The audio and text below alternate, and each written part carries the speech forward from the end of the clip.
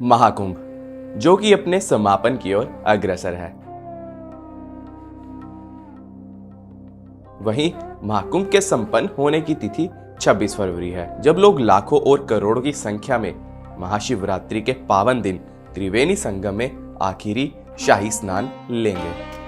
अगर आप भी कुंभ के इन आखिरी दिनों में संगम स्नान के लिए आ रहे हैं तो ये वीडियो बिल्कुल आपके लिए है।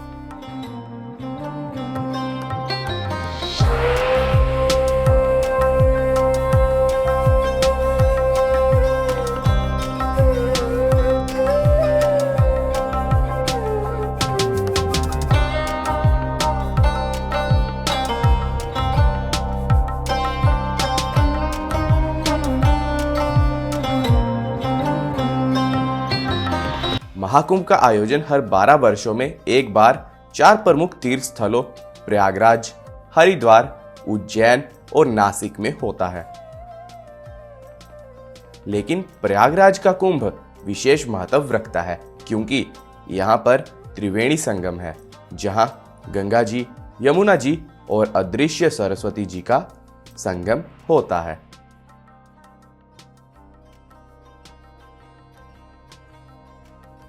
मान्यता है कि यहाँ स्नान करने से जीवन के सभी पाप धुल जाते हैं और मोक्ष की प्राप्ति होती है। वर्ष 2025 का ये कुंभ 26 फरवरी तक चलेगा और महाशिवरात्रि पर आखिरी शाही स्नान होगा। पौराणिक मान्यताओं के अनुसार कुंभ की कथा समुद्र मंथन से जुड़ी है। कहते हैं मंथन के दौरान बहुत सी चीजें निकली, जिसमें से कुंभ का कलश भी एक था।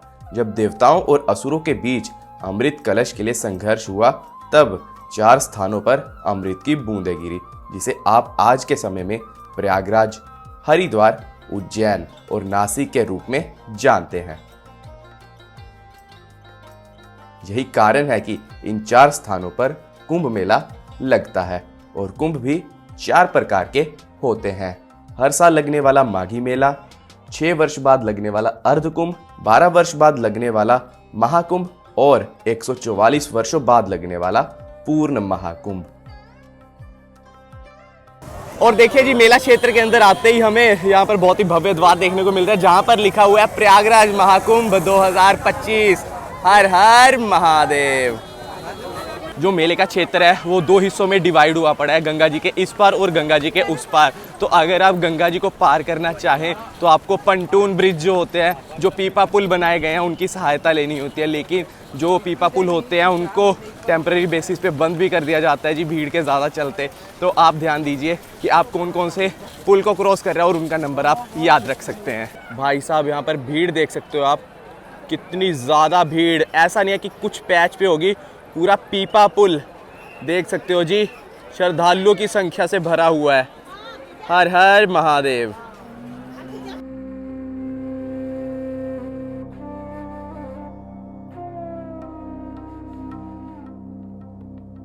महाकुंभ में विभिन्न प्रकार के अनुष्ठान, यज्ञ और प्रवचन आयोजित किए जाते हैं। यहाँ साधु संतों के द्वारा विशेष धार्मिक विधियां संपन्न भी की जाती है।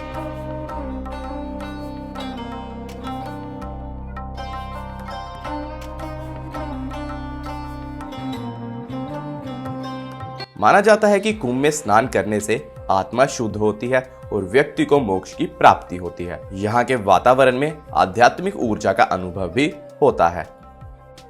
महाकुंभ के प्रमुख आकर्षण में आप अखाड़ों के संत महात्माओं को संगम में शाही स्नान करते देख सकते हैं। नागा साधु, दिगंबर संत और अन्य साधु संतों के अखाड़ों की शोभा यात्रा भी आपको कुंभ क्षेत्र में देखने को मिलती है।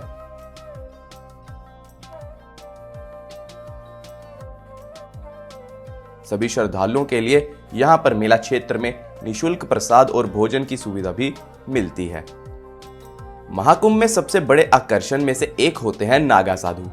ये सन्यासी समाज से अलग रहते हैं और कठोर तपस्या में लीन होते हैं। ये अखाड़ों के अनुयायी होते हैं और इनका मुख्य उद्देश्य आध्यात्मिक साधना करना होता है। नागा साधु वस्त्र नहीं धारण करते और अपने शरीर पर भस्म लगाए रखते हैं और कठिन योग साधनाएं भी करते हैं। नागा साधु महाकुंभ में शाही स्नान के दौरान सबसे पहले संगम में डुबकी लगाते हैं।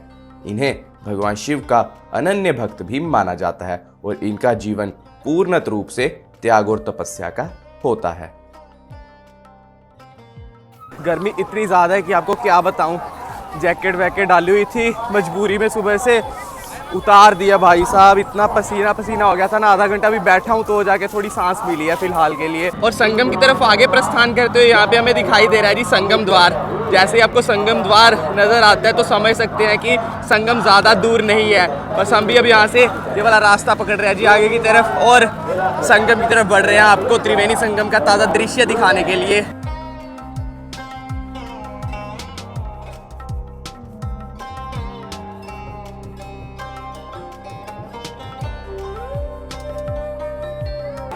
ये सामने त्रिवेणी संगम, इस तरफ से गंगा जी आ रहे हैं, इस तरफ से आ रहा है जी यमुना जी, सरस्वती जी बीच में है जो कि विलुप्त माने जाते हैं। और यहाँ पर हो रहा है जी संगम, और ये है जी संगम नोज जहाँ पर आकर आप स्नान कर सकते हैं। हर हर महादेव।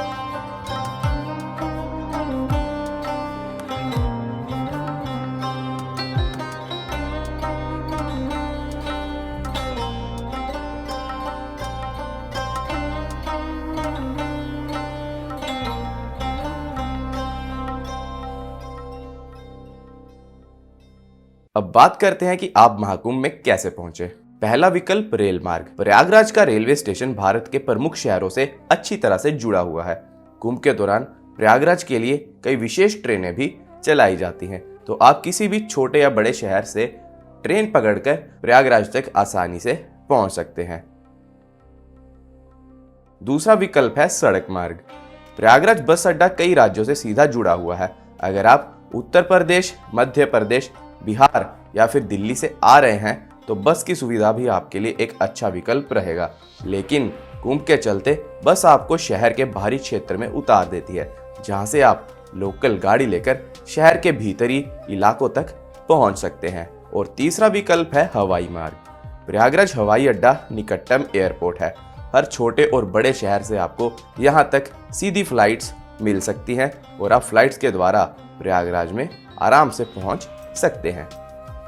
महाकुंभ के इस मेले को largest human gathering on earth का नाम भी दिया गया है और दावा है कि महाकुंभ के चलते लगभग 50 करोड़ श्रद्धालु त्रिवेणी संगम में अभी तक डुबकी लगा चुके हैं। अब बात करते हैं कि संगम नोज तक आप कैसे पहुंच सकते हैं। देखिए, नॉर्मल दिनों में तो रास्ता सिंपल है, आप कहीं से भी ऑटो लीजिए और संगम नोज तक पहुंच सकते हैं। लेकिन लाखों श्रद्धालुओं के बीच संगम नोज पर पहुंचना थोड़ा मुश्किल जरूर है। तो आप इन मैप्स को अपने फोन में जरूर सेव कर लीजिए, जो कि आपको मेला क्षेत्र में भ्रमण के दौरान मदद करेगा। कोशिश ये कीजिए कि आप सेक्टर 2 से एंट्री ले और यहाँ से संगम नोज केवल 1.5 से 2 किलोमीटर की दूरी पर है। सेक्टर 2 से अगर आप एंट्री लेते हैं तो आप 14 रतन कथा द्वार और फिर संगम द्वार से होते हुए संगम नोज तक पहुंच सकते हैं। लेकिन अगर आप चलना नहीं चाहते तो आप बोट क्लब या फिर अरैल घाट पर जाकर नाव लेकर भी संगम के मध्य में स्नान ले सकते हैं। कुंभ के चलते नाव का कोई भी शुल्क निर्धारित नहीं है। भीड़ के चलते पर पर्सन आपसे 200-300 या फिर 2000 से 3000 भी मांगा जा सकता है। महाकुंभ के चलते जब मैंने 18 जनवरी को डुबकी लगाई तो अरैल घाट से नाव में केवल 200 रुपए देकर संगम के मध्य में आ पहुंचा। लेकिन माघी पूर्णिमा के दिन जब मैं बोट क्लब पहुंचा, उस दिन पर पर्सन 2000 से 3000 मांगा जा रहा था। इसीलिए मैंने संगम नोज तक पैदल जाना ही ठीक समझा। यूं तो माना जाता है कि संगम नोज के 15 किलोमीटर के दायरे में आप कहीं भी स्नान कर सकते हैं और आपको संगम स्नान का ही पूर्ण फल मिलेगा। लेकिन काफी श्रद्धालु संगम नोज या फिर संगम के मध्य में ही स्नान करना चाहते हैं, तो उन सब के लिए एक खास टिप है। आप संगम स्नान के लिए 3 जगह को चुन सकते हैं।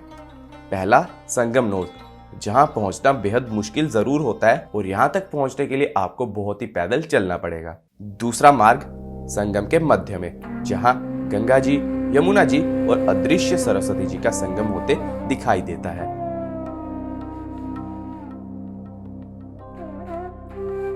और तीसरा मार्ग है अरैल घाट, जहां पर संगम होने के बाद गंगा जी अपने पूर्ण रूप में आगे बहती हैं।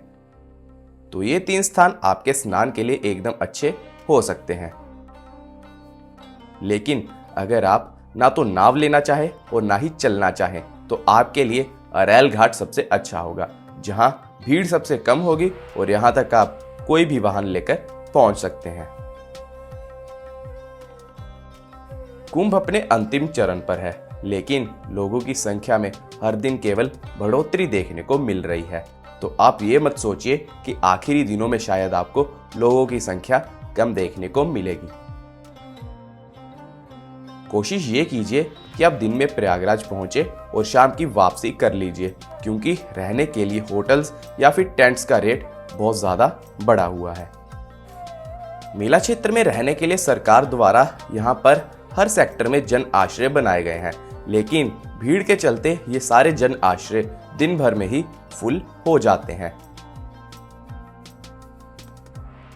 अब बात की जाए नजदीकी रेलवे स्टेशन कौन सा पड़ेगा, तो अगर आप अरैल घाट जाना चाहते हैं तो आपको नैनी जंक्शन पर उतरना पड़ेगा, जो कि आपको सबसे नजदीकी रेलवे स्टेशन पड़ेगा। और अगर आप सीधा संगम नोज पर जाना चाहते हैं तो आप प्रयागराज जंक्शन पर उतरकर ऑटो रिक्शा लेकर संगम के निकट पहुंच सकते हैं और फिर वहां से पैदल संगम नोज तक आ सकते हैं। प्रबंध बहुत सारे किए गए हैं महाकुंभ के चलते, लेकिन यार एक ना चीज़ पॉइंट आउट ज़रूर करना चाहूँगा कि देखो भीड़ डाइवर्ट करने को वैसे तो नॉर्मल रास्तों से इन्होंने बहुत रास्ते बनाए हुए हैं, लेकिन जो इतने सारे पीपा पुल बने हुए हैं, केवल एक पीपा पुल खोल रखा है जी गंगा जी को इस साइड आने के लिए और दूसरा खोल रखा है उस साइड जाने के लिए। मतलब 8 नंबर था जिससे मैं इधर आया और अब वापस जाना है तो 18 नंबर पे जाना पड़ रहा है। समझ लीजिए 1.5 किलोमीटर का फालतू का चक्कर है। तो जो बाकी पीपा पुल बंद है उन्हें क्यों नहीं खोला जा रहा, बस मैं बस एक ये चीज़ बोलना चाहूँगा। और बाकी अभी देखते हैं कि कौन सा पीपा पुल खुला हुआ है। 16 पे तो शायद पहुँच गया हूँ, 18 नंबर देख के क्रॉस करते हैं। और दोस्तों यहाँ पर आपको देखने को बहुत से जैसे अखाड़े मिलते हैं, लेकिन आपको एक और चीज़ बताना चाहूँगा, जैसे ही शिवरात्रि का स्नान नज़दीक आ रहा है, यानी कि 26 तारीख नज़दीक आ रही है, वैसे ही बहुत से अखाड़े, बहुत से साधु संत जो है वो बनारस की तरफ प्रस्थान करना शुरू कर चुके हैं। और काफ़ी अखाड़े तो ऐसे भी है जिन्होंने अपनी यहाँ से जगह हटा दी है। यहाँ पर ना जैसे काफ़ी रास्तों पे ऐसे बैरिकेड लगाए हुए हैं ना, आपने अपना गूगल मैप हमेशा ओपन करके रखना है। काफ़ी जगह से आपको ये बताया जाएगा कि आपको बाहर वाले चौराहे से घूम के आना पड़ेगा, लेकिन आप अगर गूगल मैप ओपन रखोगे तो आपको नज़दीकी जो भी कनेक्टिंग गली होगी ना वो दिख जाएगी। हालांकि किसी पुलिसकर्मी से बातचीत करते करते उसने मेरे साथ पूरे कुंभ के मेले का मैप शेयर कर दिया, तो वो मैं जो मैप है वो वीडियो में लगा रहा हूँ, आप स्क्रीनशॉट ले लीजिएगा। क्योंकि अगर आप उस मैप की सहायता से पूरे मेला क्षेत्र में घूमेंगे तो आपको उससे सहायता होगी कि आपको पता रहेगा कि आप इस समय कौन से सेक्टर में कौन सी जगह पर है। तो अब इस क्लिप के बाद जितने भी मेरे पास मैप हैं वो सारे अटैच कर रहा हूँ, आप उसका स्क्रीनशॉट ज़रूर लीजिएगा। हर हर महादेव, हर हर गंगे। और लगभग 1.5 से 2 घंटे की मशक्कत के बाद वापस मैं सेक्टर 2 के पास पहुंचने वाला हूं, क्योंकि सुबह से भोजन नहीं ग्रहण किया और 3 बजने वाले हैं। भोजन ग्रहण करते हैं सबसे पहले। महादेव।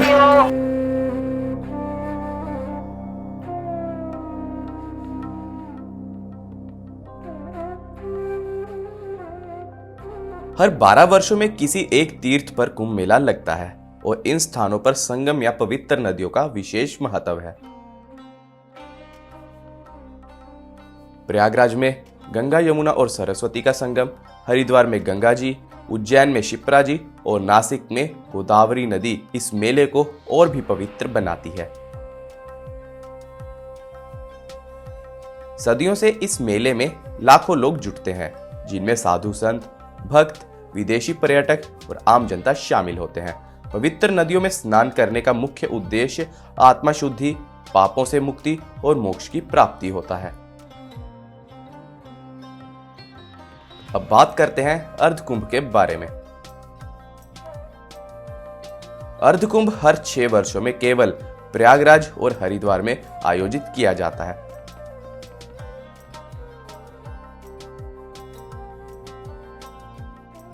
अर्ध का अर्थ है आधा और इस आयोजन को पूर्ण कुंभ के बीच में आने वाले धार्मिक मेले के रूप में देखा जाता है। ये मेला भक्तों के लिए एक ऐसा अवसर है जहां वे अपने धार्मिक और आध्यात्मिक जीवन में प्रगति कर सकते हैं।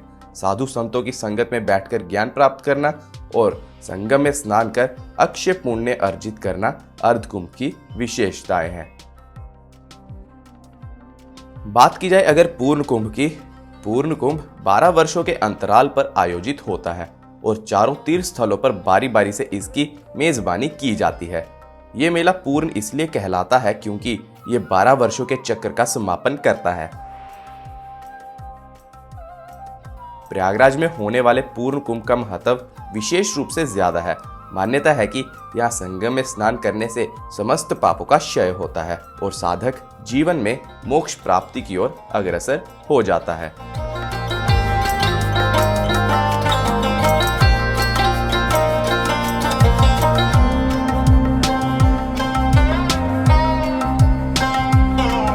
और अगर बात की जाए महाकुंभ के बारे में, तो महाकुंभ का आयोजन हर 144 वर्ष में केवल प्रयागराज में ही होता है।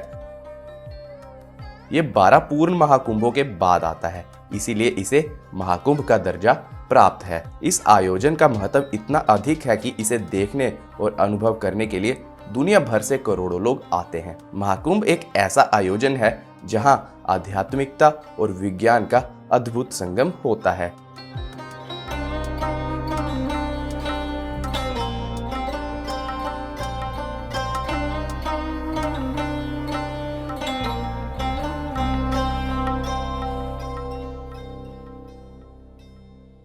संगम स्नान के साथ ही आप चाहें तो बड़े हनुमान जी के दर्शन भी जरूर करें, लेकिन भीड़ के चलते बड़े हनुमान जी के मंदिर परिसर में आपको दर्शनों हेतु 3 से 4 घंटे लग सकते हैं।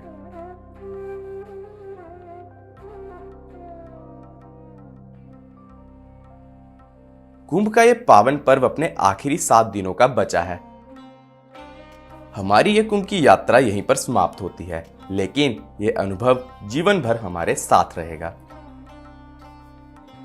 अगर आपने अभी तक कुंभ मेले की दिव्यता का अनुभव नहीं किया है, तो जल्द से जल्द आइए और इस दिव्य भव्य महाकुंभ का हिस्सा बनिए। हर हर महादेव।